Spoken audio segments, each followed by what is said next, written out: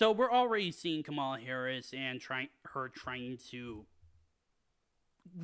lead a campaign across in order to become the first female president of the United States. And oh my God, already she is such. I don't have the words to describe how badly she's running her campaign. And admittedly, I'm admittedly wearing my sleeve due to be bias towards Donald Trump. But my God, I have not. This is what I don't understand how she could think that this was such a good idea, or even a lot of the decisions that she's so far been making. First, there was the rally that she had about a day or two ago in the city of Atlanta, Georgia. And admittedly, a whole lot of people came there, about 8,000. But here's the problem.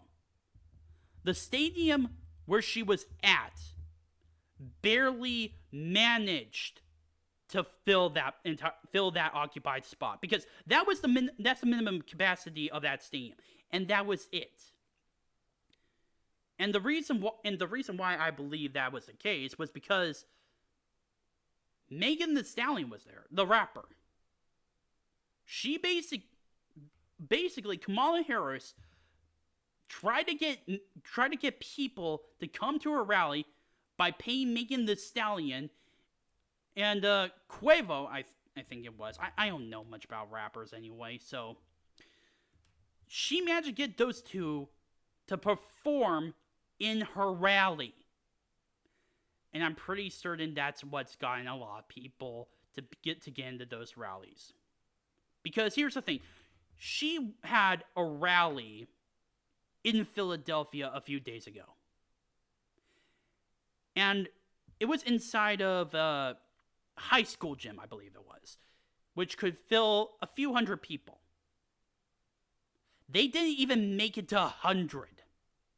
Only 68 people came to see Kamala Harris. And by the way, I want to mention something to you about the stadium that she went to in Atlanta.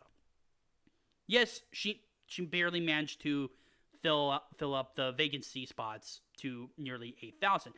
But that was it. There was no overwhelming amount of support where there were people outside trying to line up, trying to hear her. This is complete opposite of what Donald Trump and his rallies are like. Every time when it's Donald Trump trying to campaign and he's there, he gets so many people. Sometimes it's filled. Sometimes he's inside of a building or a stadium, and it's filled to capacity that they cannot get everyone inside. That's due to a lot and just by his own enthusiasm. And he does not need to get people like Megan Thee Stallion in order to get them to come to his rallies. And that's saying something. Now, considering that fact, I honestly believe that Kamala Harris, in part, she's doing this in order to continue hiding behind the scenes. She knows she cannot defend her record, whether she was a senator, an attorney general, or even vice president. And she's just trying to use bread and circus in order to placate the masses. That's it. And she's just drawing entertainment to supposedly get that kind of appeal. But I don't think it's working. A lot of people were actually pretty turned off by that. People thought that this was not appropriate, especially considering the fact that Kamala Harris is the one running for president. And why the hell would you need to have rappers and crap like that? Already there's a lot of discontent just by that. And the amount of cringe in her rally where she literally tried to imitate being Southern. I would not be surprised if she was trying. Seriously, she is also. A lot of people are, at minimum, people who support Kamala Harris are claiming that she's black. But in reality, Kamala Harris has actually claimed a few times that she was also black, despite the fact that she isn't black. At minimum, she's probably 5%. In reality, she's Indian, half white. And my God, it's just they're really trying to. She's really trying to use the race card as well as the identity politics, Jake.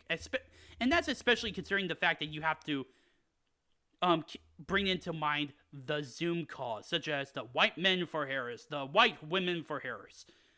Oh God, with those kinds of Zoom calls, and those two Zoom calls speak for themselves. Supposedly, a lot of people tuned into them. I'm calling bullshit my own honesty, partially because of the fact that those were cringe, and I'm pretty sure that a lot of those people were thinking, my God, this is Kamala Harris. Oh my God, I would not be surprised that they were just all just curious and then just cringing as a result. I literally heard one of the people saying that in comparison to Donald Trump, she smiles, she laughs, she dances. Never mind the fact that that's literally what every other human does. And what the hell does that have to do with running for president? Beats me. But continuing on, she's managed to gain $300 million in donations, mainly due to big donors, that I will have to admit. But there's also a controversy where there's possible money laundering scheme within her campaign, although I don't know too much about that. And also, from what I heard from Red Eagle Politics, she's trying to spend some of that money in states such as Texas, Florida, and I kid you not, Mississippi.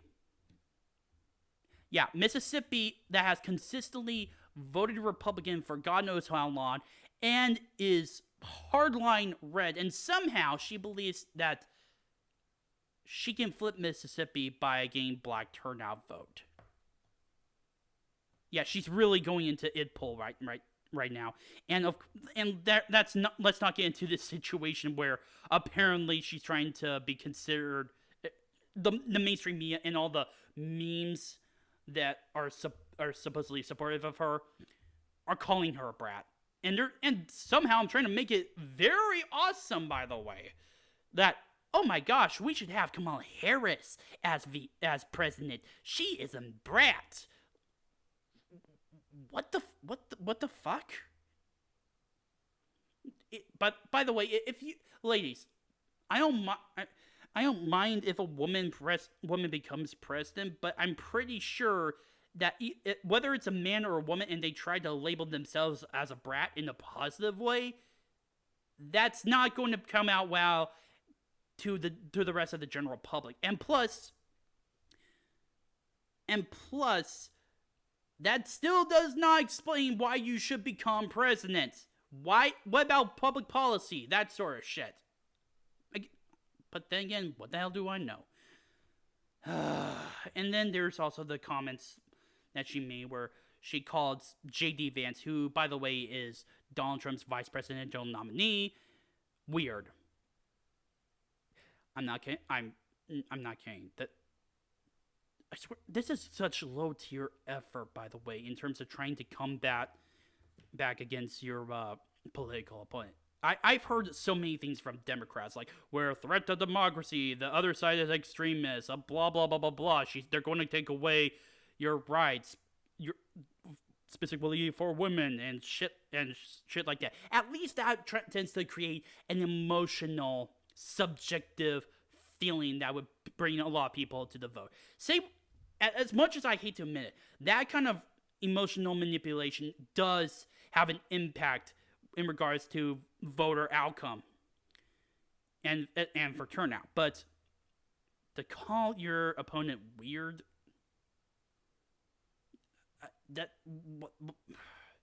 again, that is just such a low tier effort that I don't know what to make of that. Moving on. You see the problem that Kamala Harris is in? I mean, I've already made a video talking about the polls and all the crap that's going on and how I don't believe that it's going to get better for Harris. In fact, I believe it's going to get much worse for Harris. We're probably going to see something like that coming to DNC, and if not the DNC, sometime in February, or not February, September, more specifically September 12th. Or was it the 10th? I can't recall which day it was for the presidential debate. But either way, we're going to see that, and we're going to see Donald Trump kick Kamala Harris's ass. We're going to see that. Already her campaign is broken.